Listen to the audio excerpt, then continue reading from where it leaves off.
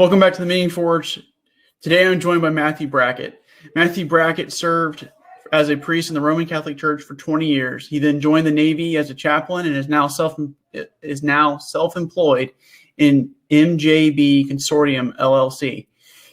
With Matthew, you possess an expert coach, advisor, and confidant regarding all things regarding leading your life and leading others. His services build on decades of international ministry, care for, and service to the human person, where he was offered unique windows into the lives of women and men in search of clarity, purpose, and fulfillment. So let's all welcome Matthew into the show.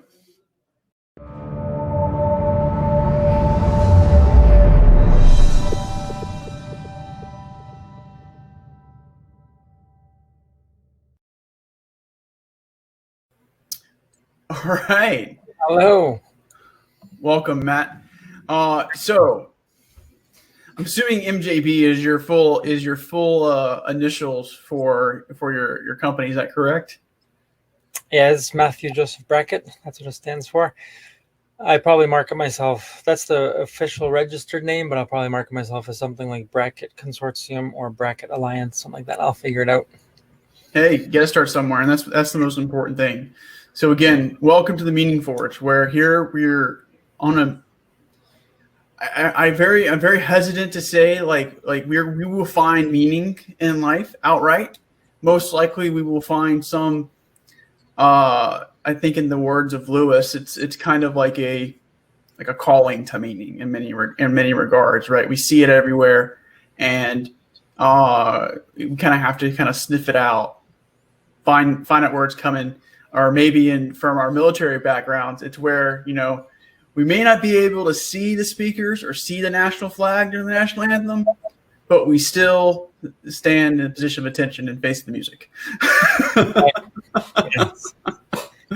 So, again, welcome. And this is you were the first Catholic priest, or someone who has a Catholic priest background onto the show. So thank you for that. And also, I definitely want to love diving in to your experience around the world with your priesthood, and also just serving people, because the Navy has a worldwide presence as well. Right. And I'm sure that your company will soon too. So hopefully. Thank you, Jim. It's great to be here. Thank you very much. And as you said, yes, I think finding meaning is the journey. Mm-hmm. All right. And it's for those of us, some people long for meaning more than others. I think all of us as human beings, we long for it, but some to a higher degree than others. And meaning draws us. Mm-hmm. It draws us on our journey to knock on doors and to open doors and to close other doors. So thank you. No, thank you.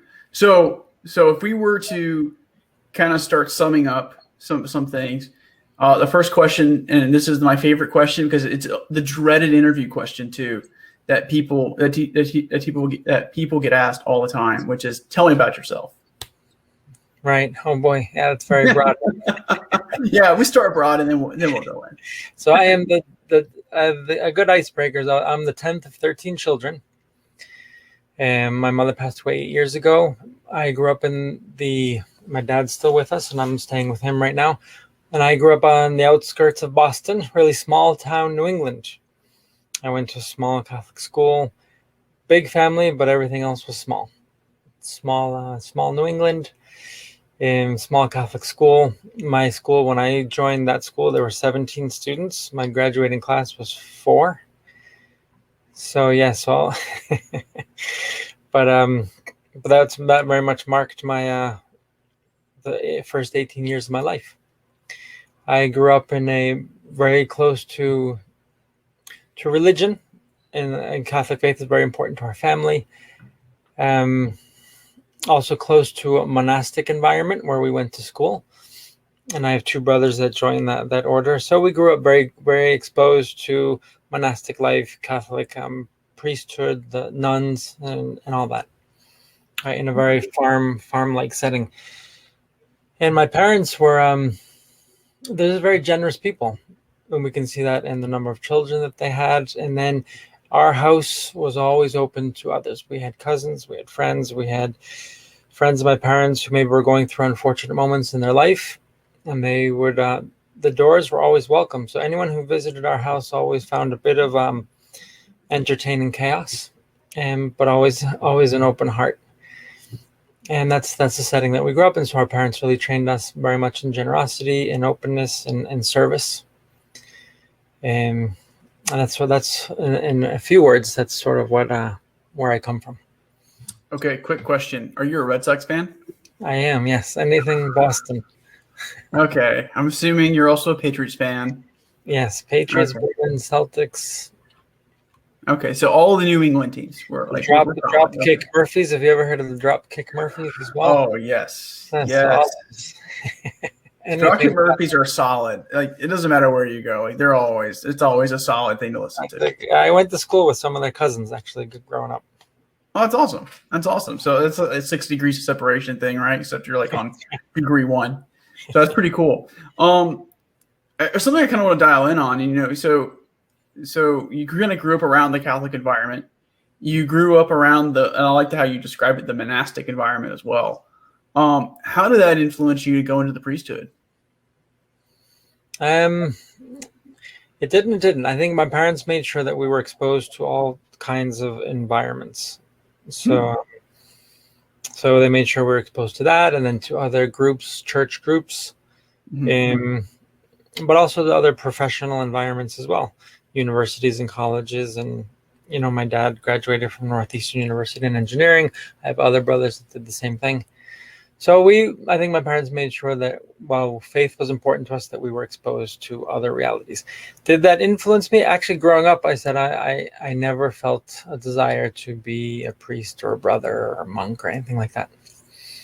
So now I have to ask a question. So that was, it's sort of interesting. And I'm going to be really honest here. I think there were different reasons for my decision. One was I was sort of grew up with this. Heroism was very important to us, to be heroic, to choose a life of virtue. And it's kind of to choose the life that was probably required more sacrifice, was probably the road to holiness and to heaven. Right? And so there's that. Then I think just with my growing up, now the beauties of the big family, but then also I think I felt like I got lost in the mix. Even if maybe my siblings or other people wouldn't say the same thing, they never felt like that. But again, it was my own personal experience growing up. And I sort of saw going into seminary, into the priesthood, as a path for me to do my thing. All right, I have an older brother that also joined the seminary and became a priest, but this is something I wanted to do. And also, it would get me out of small town New England. It would give me a platform to do a lot of good. It would open my horizons, right, to the world. Especially, the organization that I joined, it was an international organization. And so I knew that it would open doors into the world. And it was a path of serving God and of serving others. So those are kind of the motives that, as I look back, I wouldn't have been able to have said that back then. But as I look back, those were some of the things that drove me. And I think there was also a great sense of duty. There was something inside of me felt that I have to do this. And I make that difference, right? That the phrase is very important, because there was always this duty driven towards being a priest, and it was never something that I felt like, oh, this is really what I want to do. Hence why, over my journey, I also have now chosen to step away from that. And that's a whole nother chapter of my story. But it was very duty driven, and we were raised in a very duty driven environment, which, as anything, it has positives and probably some negative sides to it. But so duty drove me towards that. I said yes. I never looked back for probably about 25 years. And then life just sort of put me into a corner where I was forced to face the tough questions. Okay. So before we move on to the tough questions where you have to, you start your transition, what was a significant, I guess, event during your priesthood, like during your priesthood, that really spoke to you, and that you connected with meaningfully? It's always whenever someone asks for just one event, it's very difficult. So Of I course. can probably speak to a series of events. One is the priesthood as ministry, but the priesthood offers a very specific window into people's lives. It's a very sacred space that you sit in. The sacred space in two ways. One, through what we call the sacraments, right? The celebration of how God makes himself present in people's lives through the sacraments. So you sit in those sacred moments, and then you sit in the sacred places of people's lives. One of the normal thing that people usually ask about is what we call reconciliation or confession, right? Which intrigues a lot of people because of the sacredness around it, right? And the secrecy around it, because it has that bond of sacred confidentiality. But that's the beauty of that, is that that's where I had that window to see people as they are, where we in their truth, right? Because we all walk around with some sorts of facades to try to, to put on this certain persona. It's very natural that we do that. But I always felt that in confession is all that, it's taken away, and then we live in the beauty of truth, and truth will set us free. And so to see that liberating experience always for people was such a beautiful thing.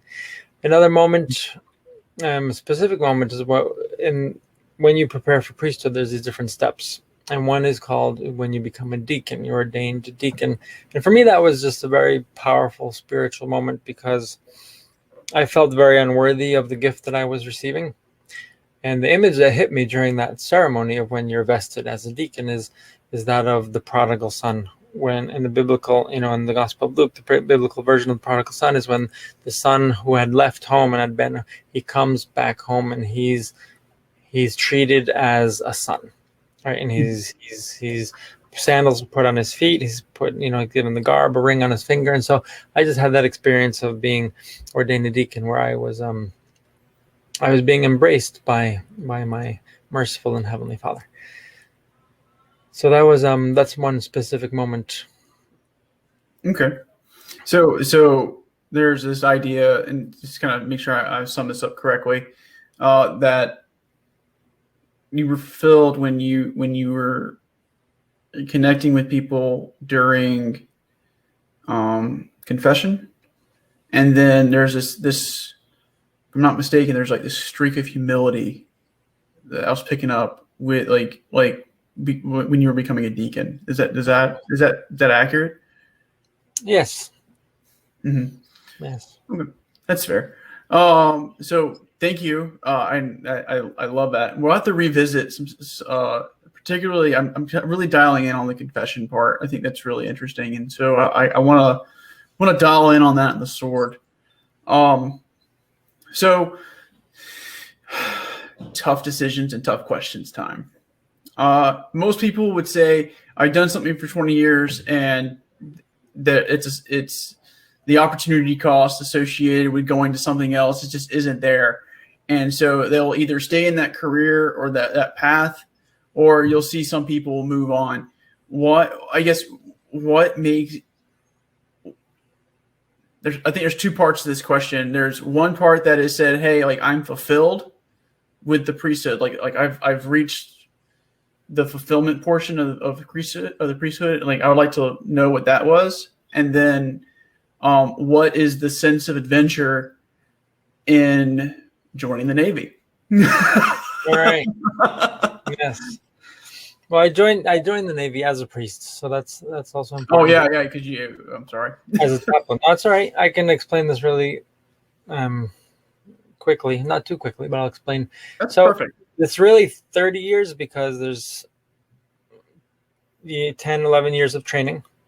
Then you a priest, so active ministry. There's a lot of ministry going on before that, right? During training and all that. But formal ministry as a priest for me began in 2002.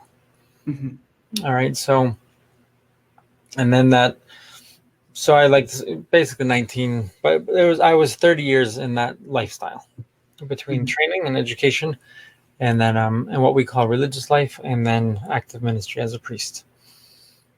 So it's there's a lot of levels to this decision, because it's not only a professional decision.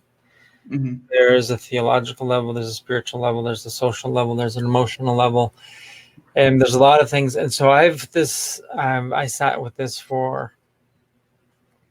I was sort of in this internal turmoil maybe for the last since 2010.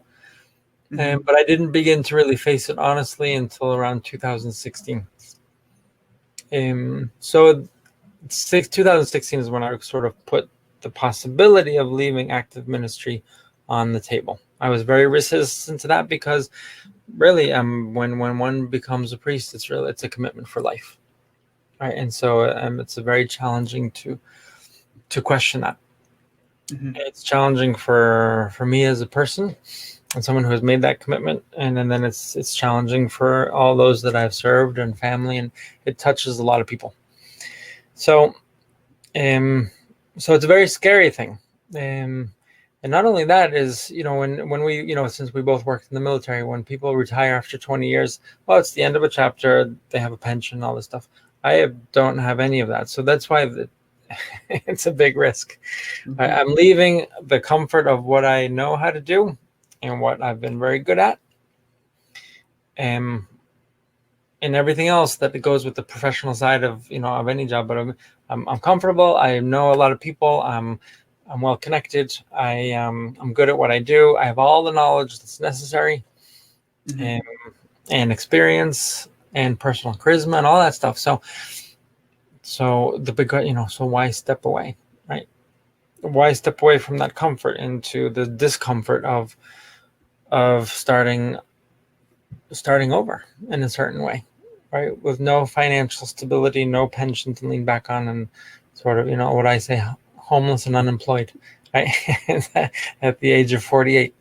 So it takes a lot of, and I see it as for me, it was a thing of honesty.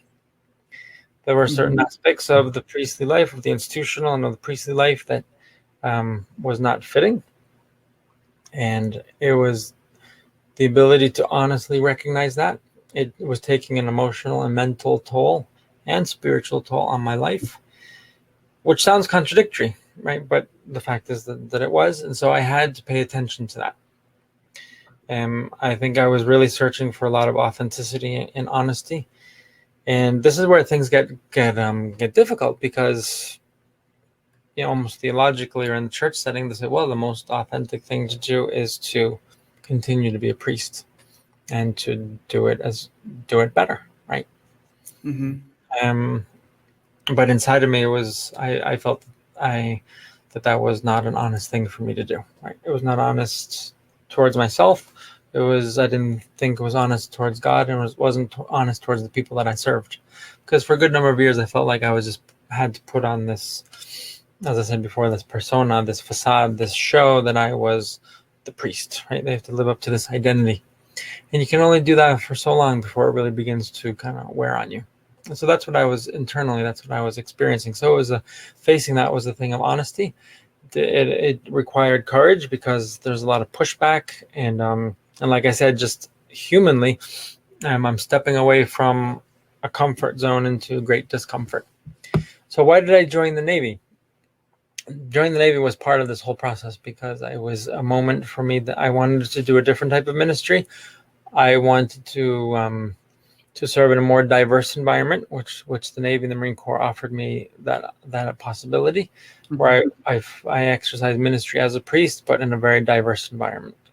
And it gave me time to sit with all of these thoughts and discernment and reflection about the possibility of leaving active ministry or not.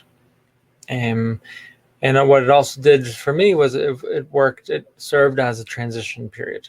But if I was going to step back into ministry, I would step back with a lot more conviction and clarity. And having grown in a lot of skills that working in the military ministry would have given me, or transition as it would clarify things, and I would be able to step out into the civilian world also with greater skills. So the Navy, the ministry in the Navy has been with me since 2012. As it just hit me one day, it says, you know what, this is what I would love to do that. And because of, I would love to serve those that are serving, to sit, people that are in such a unique situation and with a lot of the unique challenges, and a lot of them also searching for meaning. And I would love to be there with them. And I know that I would learn so much, but I also felt that I had a lot to offer in that setting. I like it, and I was looking back at your career path, and I had to ask a few questions. I was like, oh, I see the transition period now. Mm-hmm. Because that's what that is effectively in more ways than one, and so you're acting that out, and I think it truly is kind of that testament to your character to take something through and then say, okay, no, this is not what I want to do, or this is what I want to do, because you dialed in on something being like honest and being authentic, and from that striking out on your own to start your own company, and so and moving through the unknown. So that makes a lot of sense. So that's kind of where we are today, and I appreciate you taking the time to go through the narrative so far. Unfortunately, a lot of times people's stories are more important than or they're really important just in general, because without them, we don't know where they come from, and right. that hurts us. Mm-hmm. So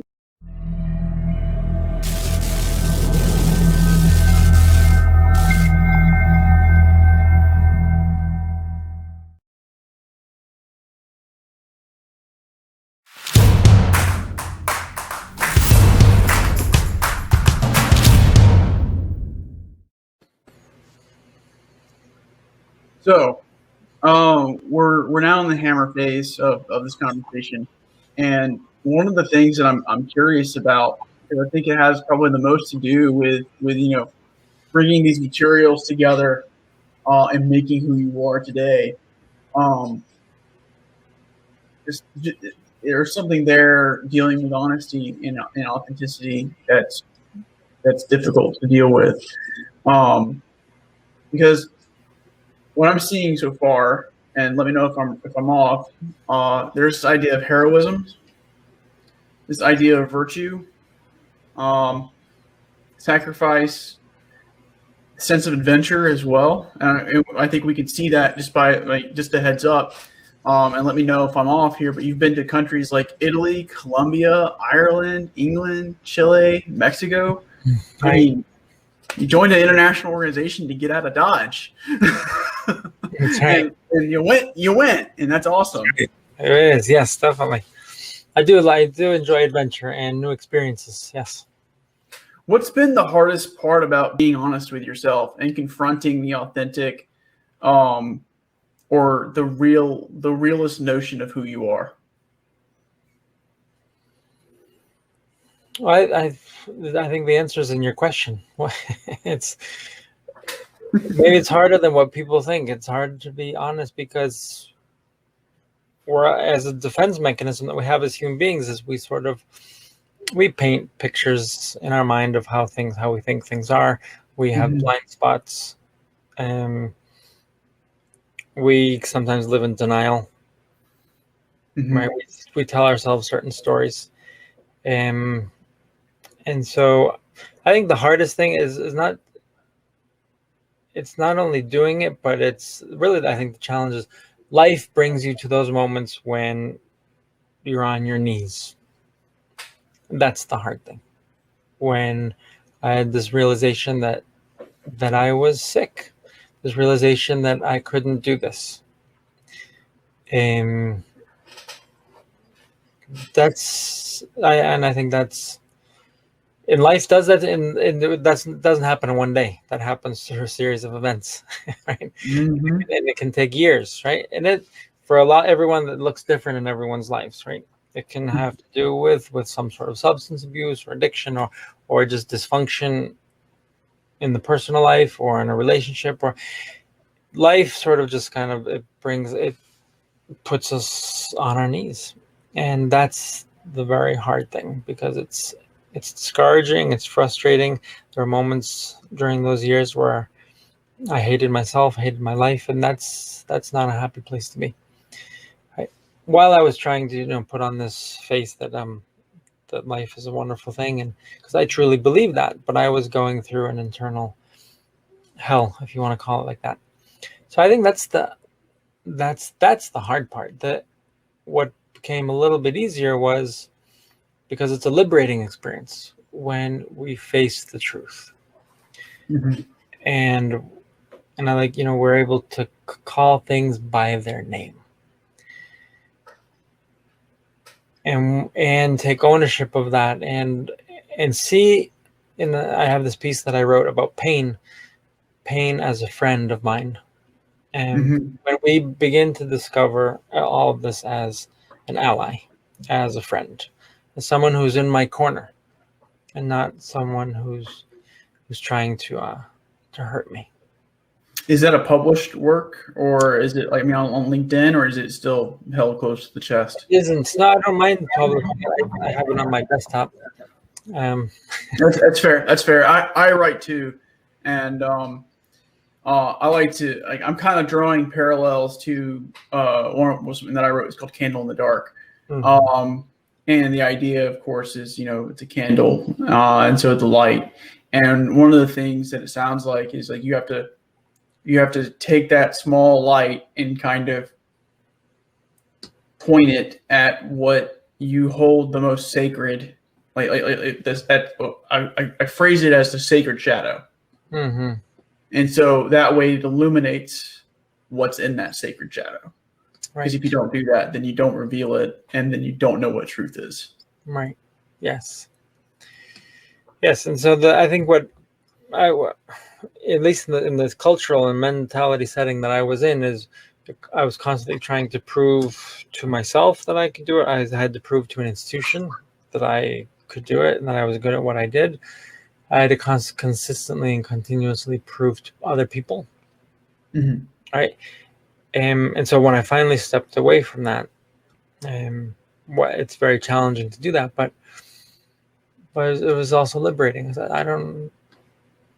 I don't have to prove to everybody that I can. So now it's a whole journey. It's a whole journey of kind of humility, of reality, of just honesty, and it leads to a lot of wonderful things. But it's a painful journey, because it means we have to restructure everything in our mind, or everything in my mind. I had to restructure my theology, my spirituality, my mentality, my view of myself, my view of others, the way I've felt that or thought that others viewed me, expectations, all this stuff. What were the materials during this time that still remain constant? If you don't mind me asking, what are the still like? Was there anything that still remained constant? Like there was like an underlying substance ontology that still remained relatively consistent? I think my relationship with my faith and with God was, although it needed to be reframed a little bit, but it was that was always there. Okay. That was always there, and the love and appreciation of people who really loved me and appreciated me, and not only for my ministry but for who I was as a person, and they were able to see through, the identity of the priest. They were able to see me as Matthew Brackett, and to appreciate that and to love me for who I was, and therefore not put pressures on me that I had to live up to this other identity. Also, there was this moment that I recall where I was at a monastery up in New Hampshire, and where it just hit me in a very unique, I would say in a soft and unique way, of God saying to me, I'm okay. I mean, I love you, and I'm okay with whatever you do. And yeah, so then it was that simple. Authenticity gets wrapped up in a lot of different things, and it really what I'm beginning to see in my small endeavor here is that it can be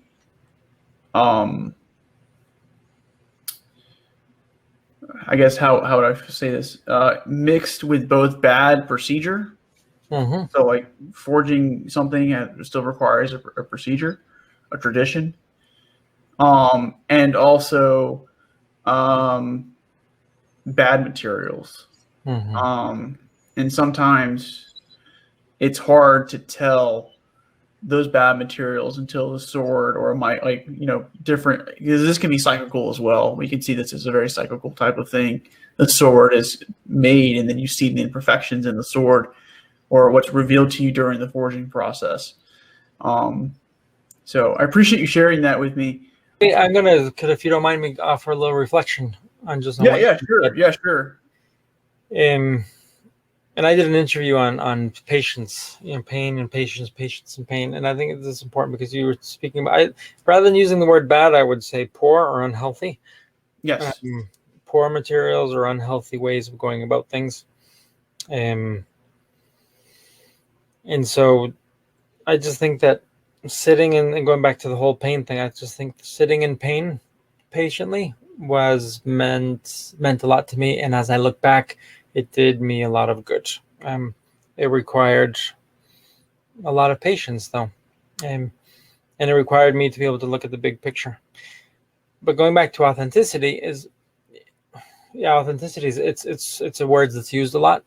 And I think as human beings, I'm going to get preachy here, but I think as human beings, we also need to be careful because a lot of people, in trying to live their authentic self, they're but they're also blinded to certain things, right? And so yes. I think there's a very subjective element to authenticity, a healthy subjective element, but also an unhealthy subjective element, right? Where we can just end up telling ourselves these stories that this is my authentic self and blah, blah.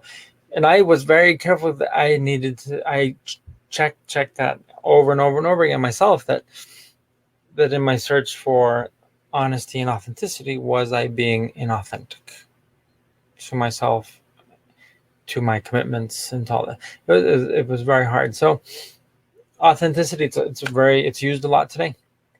Yeah. Okay. Yeah. Absolutely. And I think like anything, it has we also have to be very careful with it, because we as human beings, we can play a lot of tricks on ourselves, so that we're professing this authenticity, which in the end isn't always authentic. We have a lot of self-deception things and a lot of mechanisms to do that, to either carry on that process or to break that process. And again, like you're absolutely spot on with the search for our authentic self, or living our true self. I would say it's a very hard thing to do, and it is something that does not happen overnight. And forgive me if I kind of change up a few words a little bit, but there's something that you have to kind of, I'm not really changing up words, I'm more just adding a word, and you have to suffer through the pain. You have to take on that burden, or you have to bear that I guess pain would be the right word, or imperfect knowledge, and have something to kind of lean up against while you work through that. Right.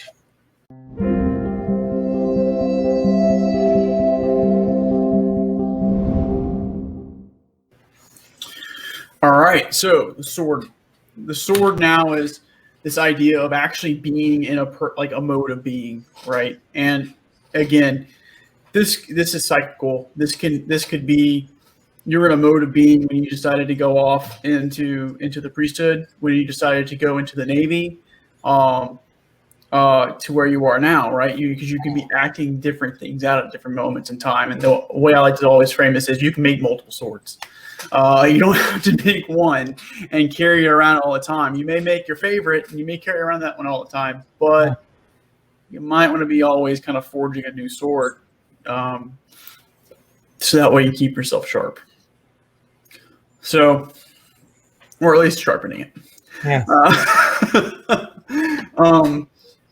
So I kind of want to dial back a little bit because there was something that kind of, and we can definitely talk about some like a little bit of theology here, because the sword in this show is directly attributed to Christianity. Like I won't run from that. Like it is absolutely attributed to Christianity. Okay. We see in the biblical language and in the Bible multiple references to swords, multiple ways that they're carried, multiple people using them, to where I would even argue it's a symbol, because even at the very end, it's a symbol in Revelations, right? Sword comes out of his mouth. Pretty interesting there. Also alludes to the sword of the Spirit in Ephesians, and then that essentially becomes the Word of God, and the Word of God can cut both ways, deeply, all that fun stuff. Essentially, the sword can be used as an offensive weapon, or it can be used as a defensive weapon. Typically, people will say it's offensive, right, because it inflicts pain.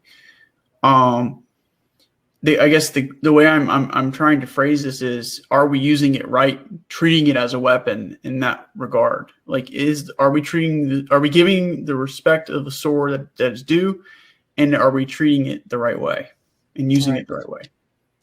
When you listen to my story and look at my life, what do you think is my sword? You alluded to something very interesting that I see as a common theme when I start talking about the sword and acting things out. And that was when you were talking with, you would see that in confession, right? Mm-hmm. People's walls come down. And what most people do in today's world is instead of listening or something to that effect, trying to maybe help make them a sword or help build them up, they will use their sword and attack them when they're vulnerable. Mm-hmm. And so, again, I think I may have given the answer, but let me rephrase the question. How do you empower people versus and help them make their own sword in life versus taking your sword and either defensively or offensively? Right. Thank you, Jim. I suppose with some of the strengths that I have, maybe that's what you're referring to with sword, is my ability to listen. Mm-hmm. And with everything I'm going to say right now, I don't take any credit for it, but I guess there's qualities that I've developed, or it's just part of who I am, and I try to use them to serve others. My ability to listen, my ability that people, when they're in my presence, they feel seen, they feel listened to, they feel understood, and that empathy. And maybe you'll ask this later on, but I think that to be someone in the world, I believe that every aspect of creation is a window into who God is. And it's very important for me to do my part, to be a small window into who God is, so that when people deal with me, when they see me, when they listen to me, when they talk to me, even if they would never say it as that they, in some way, they've experienced some aspect of God. And I think that when people have that experience in your presence, when they feel listened to, when they feel understood, when they feel, that empathy, when they feel like you use the word empowered, I think that empowers them, right? Mm-hmm. And also when there's no judgment, where you're just taking people from where they're at and loving them, then it allows them to live in their truth. Going back to what I said just about myself, it allows them to live, and it gives them permission to live in their truth, and that's a very powerful experience. One of the major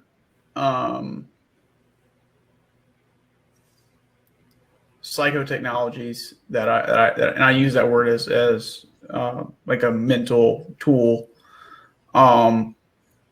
is the idea of grace that has arisen out of Christianity by leaps and bounds. Grace is one of the most useful tools for anything, whether it's applied to oneself or to others.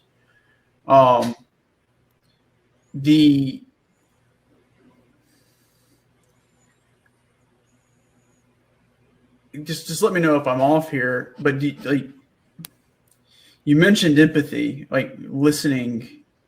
You mentioned that it kind of leads to empathy, like when someone is heard and stuff like that. And there's this idea of grace in here too, that's I think undercutting most of this. It's like it gives them it can give people the chance to either forgive themselves or begin the process of healing that way. What's the hardest part about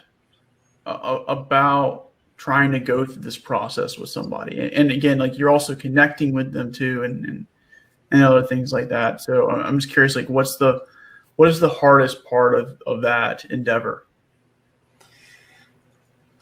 I'll answer that in a second. Just going on with grace, even theologically, I think in different Christian traditions, they might define it differently, but grace is all about a gift, right? And when we talk about God, and in in Catholic theology, grace is God's life within us. Again, it's the gift. It's the gift of God to us, right? But grace is really it's about this giftedness, right? That God gives to us, and then also that I think in turn we are called to give to one another. So I just wanted to explain that a little bit about grace, right? And so I think as human beings, we all want to need that grace from others, and we are called also to do the same, right? Just as Jesus says, right? Do unto others as you would have them do unto you, right? The golden rule in a lot of cases. We would want to be given grace, and so we first and foremost give grace. But the one thing about grace is that there's no price on it. In other words, I give without expecting anything in return, and that's the beauty of God's grace towards us, and that's what we're also called to. And that's the heroism in that, is to give without to give with no price, right? Without a cost on it.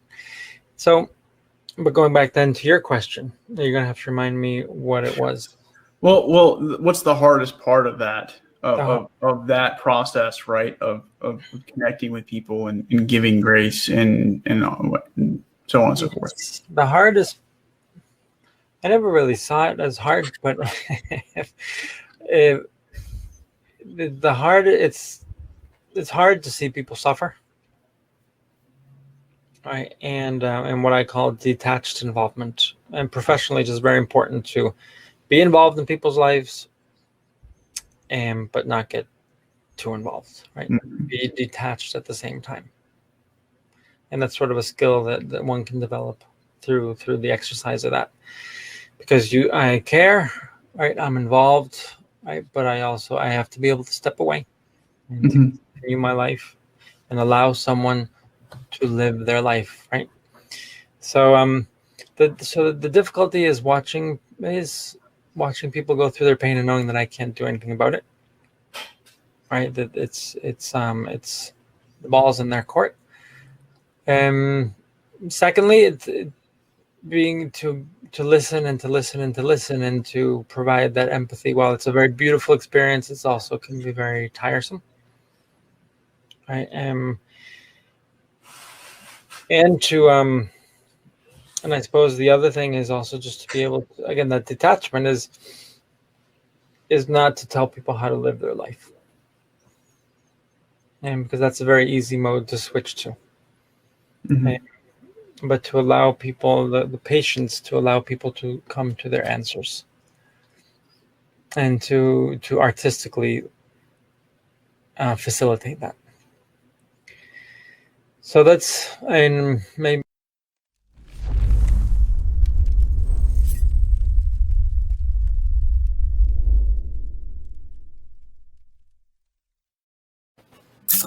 All right, so welcome to the pin. This is the sister or brother of the sword, right? Because we look at the emblem, they're crossed around the same plane. I did that intentionally, because in some ways they can be made of almost, I would say, the same substance. You can do just about the same things that you can do with a pen that you can with a sword, both literally and figuratively. The pen is legacy, and my favorite question here is this: 2,000 years from now, Matthew Brackett is nothing more than a myth, or is treated as a myth. If you want to go down the mythicist camp for Jesus Christ, we could. Right. And what if one person were, or if people were to remember you for one thing, like that, or maybe it could be a few things too. They were to find like a piece of writing. What would that writing say, and what would you want them to gather from that? Yes, thank you. So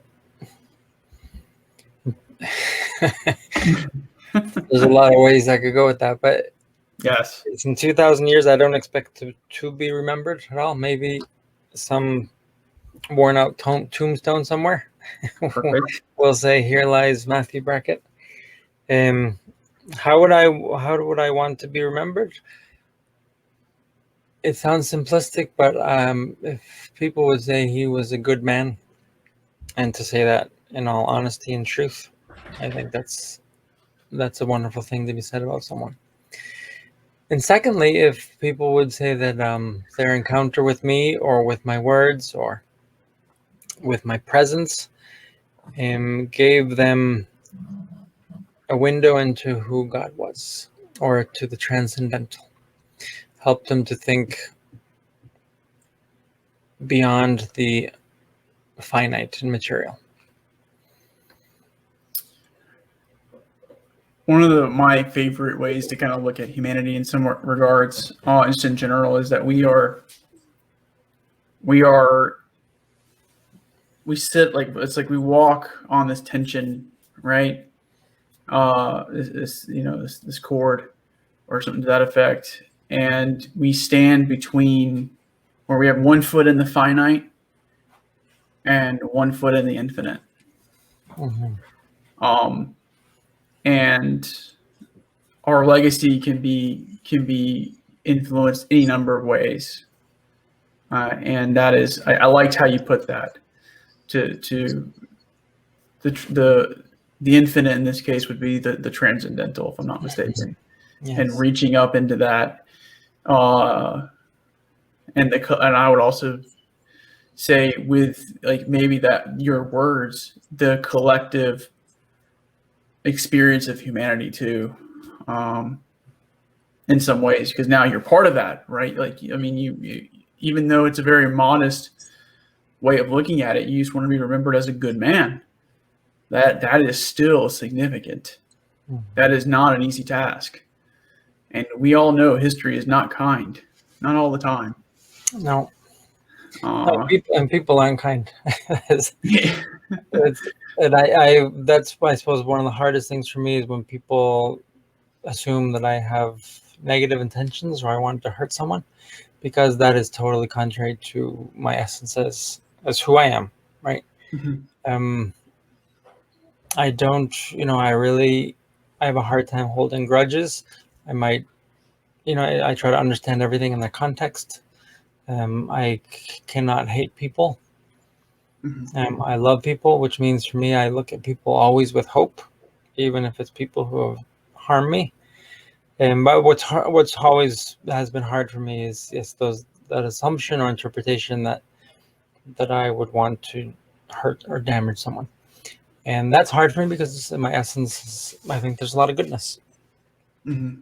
Absolutely, and it's a hard thing to confront as well, especially with that type of mentality. Mm-hmm. It takes a lot out of anyone, I think. So, see, I told you that's legacy. No.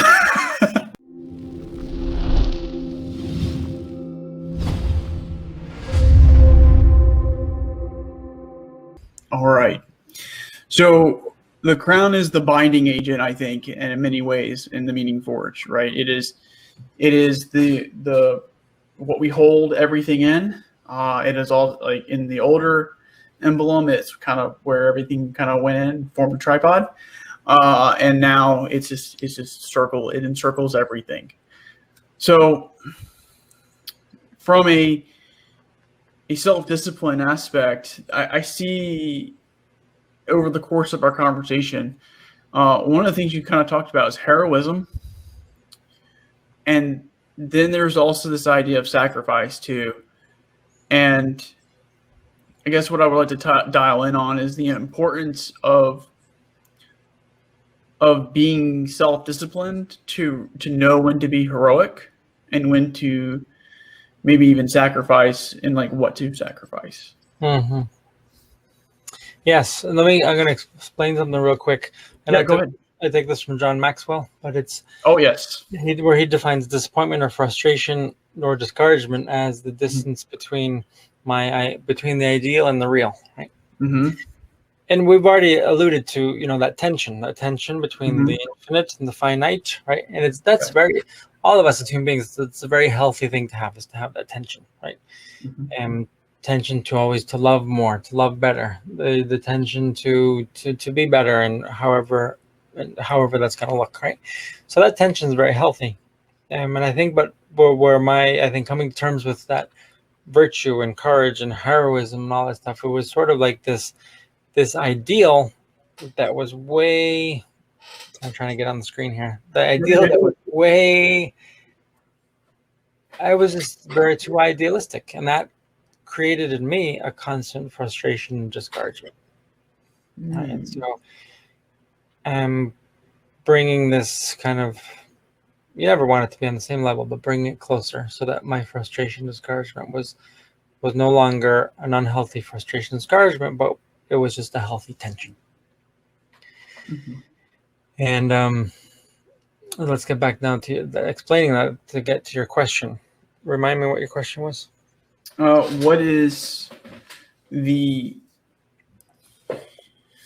self-discipline aspect associated with heroism and sacrifice, right? And I guess I would like to reframe it a little bit into to get from here and bring your ideal and the real world closer together to be, I guess, and is it fair to say more centered or balanced?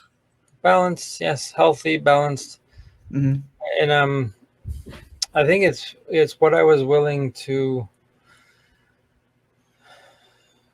I don't know. There's a few things. Is what was I willing to sacrifice? I think when mental and emotional health and spiritual health was sort of in the balance, Mm-hmm.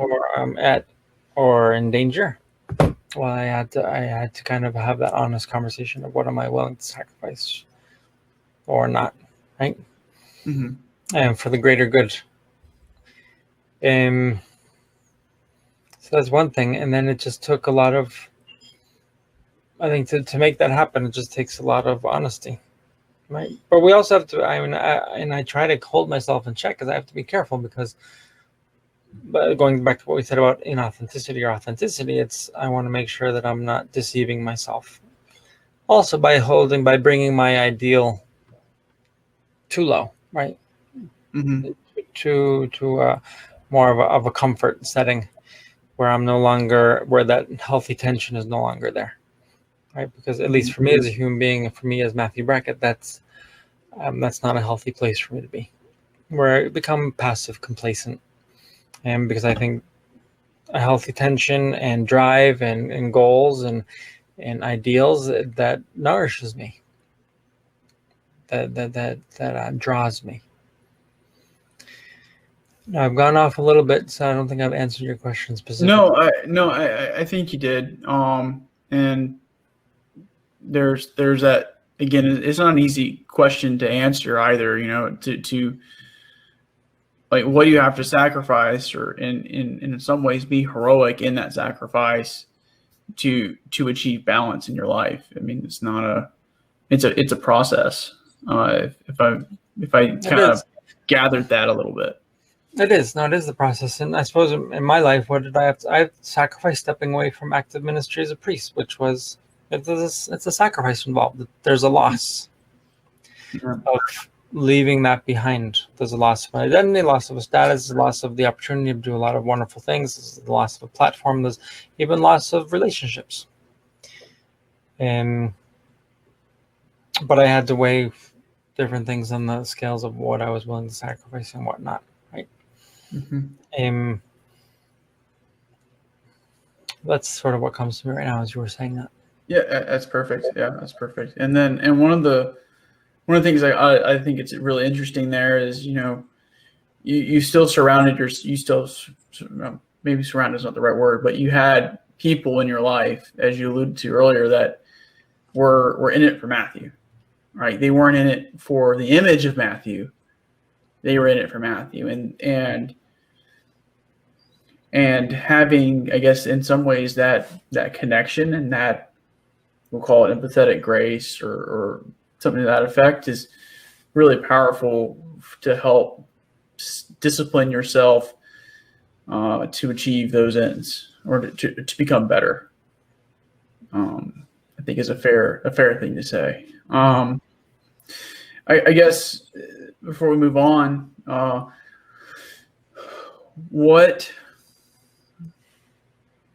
when you look at your life, what has been the most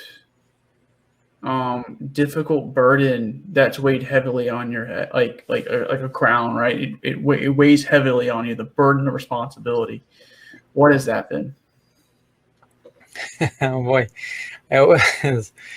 I think part of it was expectation, expectation of other people, which became a huge weight, and so that's something that I had to work through and just kind of step away from. Okay. The other thing is myself. I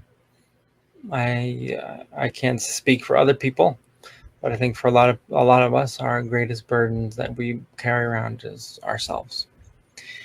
And that what we talked again about, just honesty and acceptance of ourselves, the challenges that we have. There's certain things that we all struggle with, and I think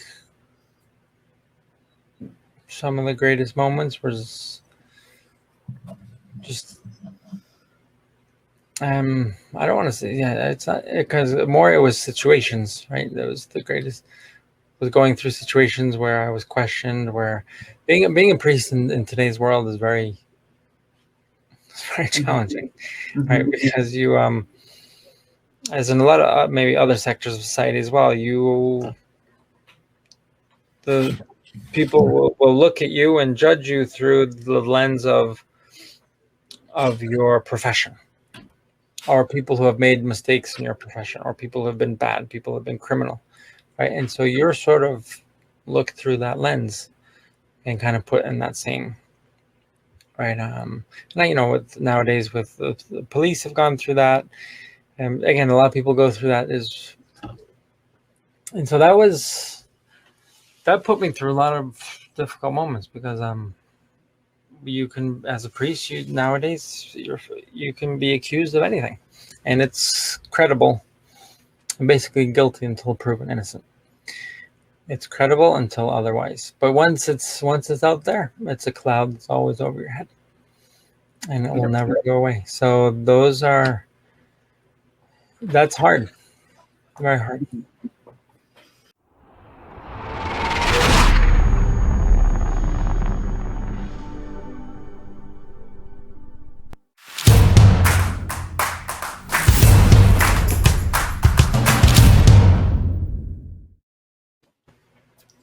All right. So Matt, thank you so much for taking the time to come on to the Meeting Forge. Life is not easy, and sometimes forging our way and forging meaning, as we were kind of talking earlier, is not exactly an easy process. It takes time, and you have to sit there and I think people will see through their story through your story that you have to sit in some of these decision processes for a little while. You have to sit in this suffering, this uncomfortableness, and it's in that uncomfortableness that you grow and that you become better over time, and that you can even find opportunity to close the gap between your ideal of the world and the realism of the world, and begin to close that.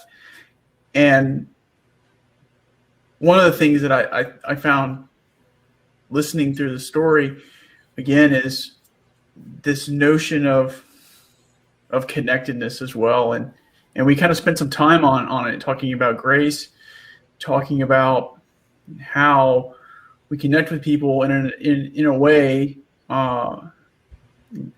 enable them to forgive themselves, or in some other ways receive the gift from God, to enable them to be better. And that, I think, it's a great conversation, and I really do appreciate that. And so in closing, I just have a few other questions, and these might actually be the hardest questions. And I guess, what is it that you want out of life first? What is the big thing that you want out of life? I want to be at home with myself and with those I love, and to be at home with God, and eventually to be at home with God in eternity. Moving on to the next question is, so now that you've seen the tools of the Meaning Forge, right? The hammer, the sword, the pen, the crown. If you were to pick one, yes, you can only pick one. What do you think is your favorite tool, or the best tool? I think, as you said, it's a process, right? So I think everything has its place. Mm-hmm. So I'm very hesitant to answer questions like that, because everything has its place and everything has its moment. And if we take something out of its place and out of its moment, then the puzzle is not complete. So very diplomatic answer. Right. But I think I think the hammer is a necessity, right? And I'm a big fan of the pen as well, because the pen can do so much good in the world. And the pen is I like to use that as one way that as human beings, expression is so important. Communication, what we're doing right now, and what I've been part of in so many people's lives, is where they're able to bring an internal reality and make it and transform it into words. And in that process, they take ownership of what's going on. And so hence why the pen is for me is an expression of communication. Communication is how we process things as human beings.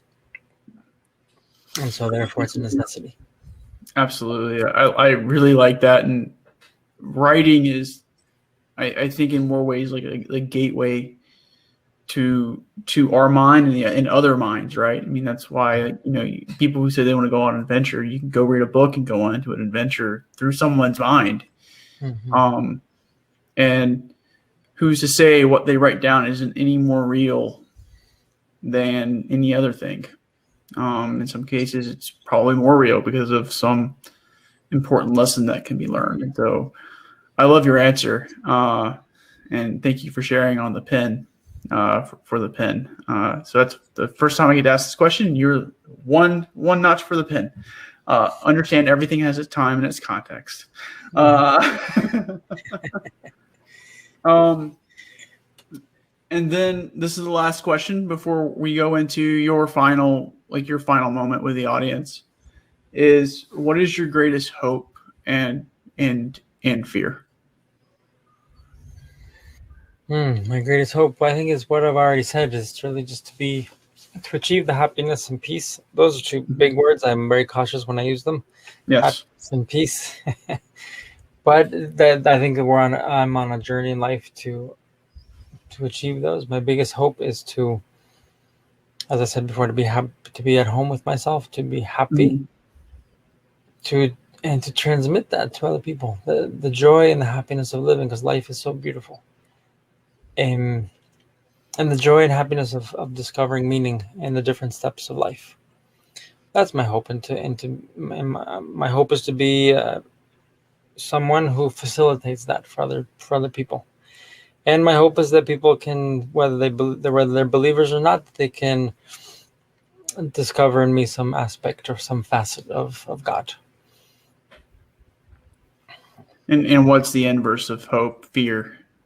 What is your is it a 1-to-1 match, or what is your greatest fear? I do have a great fear of being a failure, but then that would open up a whole question of what does failure mean and all that. So I have a fear of these are all very human things, but of not being successful, right? Then we'd have to define what would success mean. I humanly as well. I have fear of being misunderstood. I don't like being misunderstood, as I've already alluded to before. And I suppose in the big picture, my greatest fear is to not live up to my ideals, and to not live eternally. One foot in the finite, one foot in the infinite. Yes. So, well, thank you so much for coming on, Matt. It was a privilege to have you on, and I really enjoyed this conversation. Maybe I'd like to dive into some more conversations in the future. And again, thank you so much.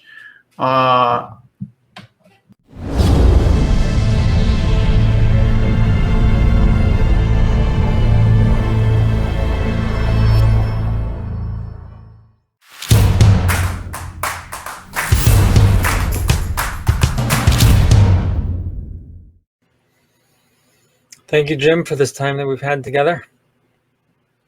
How I wanted to conclude is really just going back to everything that we talked about, is about facing our life, facing our truth. And I wanted to read very briefly from a poem, part of a poem that I wrote that has more to do with Marines, but we can apply it to all of us. And towards the end of that poem, it says to honor your tear, right? And the tear is an expression of what we're going through. Honor your tear, have no fear. Courageously let it fall. Face your truths, face them all. Commit to hear the meaning that a single tear is concealing. And then I go on to say, care for your humanity, and your humanity will care for you and for your loved ones too. When we face our truths, when we care for ourselves, for our humanity, for who we are as human beings, we're doing the best service that we can to ourselves, to God, who made us, and to our loved ones. And so, better are we, when you know what and who you live for. But more importantly, better are you when you to yourself are true to being the best human possible. That indeed is truly plausible. So thank you, Jim. Thank you for our time, and thank you for everyone else for allowing me to share some tidbits of my life with you.